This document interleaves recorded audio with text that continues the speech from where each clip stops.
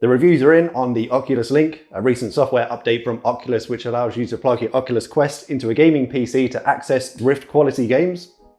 People love it. In a previous video, we talked about Oculus's official cable, coming in around $80. It will be like a fiber optic, high quality 5-meter cable, but it's not due to be released until sometime in December. But in the meantime, they recommended the Anker Powerline USB Type-C cable in its place. But the VR community is an active bunch, and in a short amount of time of testing, have found that some of the best performances has come from this specific Party Link cable, which actually comes with a USB Type-C to USB Type-A adapter. And I'll link it in the description down below. Next, Facebook likes money? What a shock.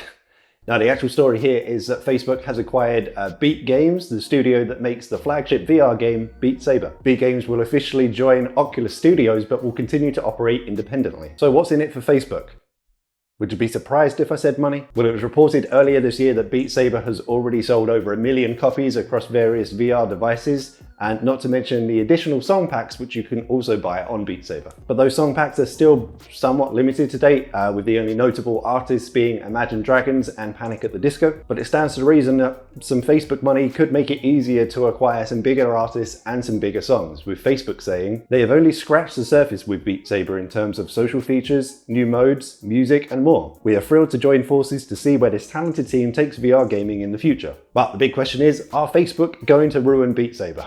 In trying to reassure people that no, they won't, they've said, most importantly, what the community has come to love about Beat Saber will remain intact. Beat Games will continue to ship content and updates for Beat Saber across all currently supported platforms, now with even more support from Facebook. Which is all well and good, but for anyone who's part of the VR community and has ever played around with side quests, the immediate question that comes to mind is, what about my modded content? Because Facebook can't make any money from that. What's going to happen? Again, nailing all of the points, Facebook have said, we understand and appreciate the value that modding brings to Beat Saber when done so legally and within our policies. We're going to do our best to preserve the value that mods bring to the Beat Saber player base. As a reminder, our most recent policy updates give more clarity on how developer mode is intended to be used, such as helping developers build their app or for enthusiasts to explore new content. It is not intended for engaging in piracy or illicit modding, including mods that infringe on third-party IP rights or contain malicious code. Which, reading into that very corporate statement, to me reads that they're fine with people going in and exploring with things like changing the color of the sabers,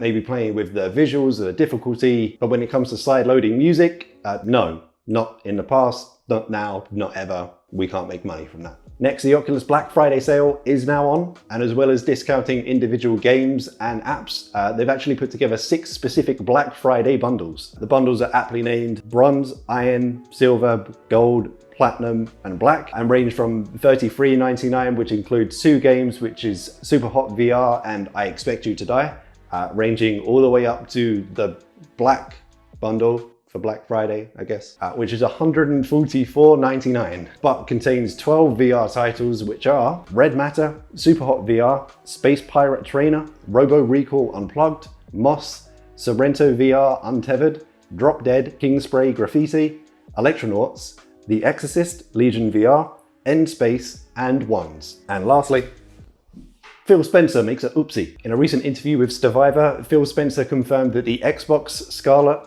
or Project Scarlet, whatever the hell it's going to be called, is not looking to support either VR peripherals or VR games, stating, and I quote, "We're responding to what our customers are asking for, and nobody's asking for VR." Oh, Philly boy.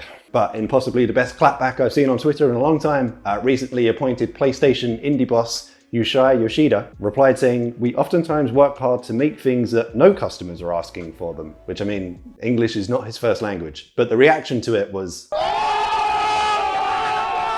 which I 100% agree with the statement. Speaking personally, customers are stupid. I'm Pickle Rick! What beloved dum-dum! It's true, including myself. We're not quite sure what we want, which is why these companies spend millions upon millions coming up with innovative new ideas and paying the true geniuses to come up with what should be next. Because speaking from experience, if you offer a customer a feature and ask if it's something that they've been wanting, their usual response is just, Yes. You do?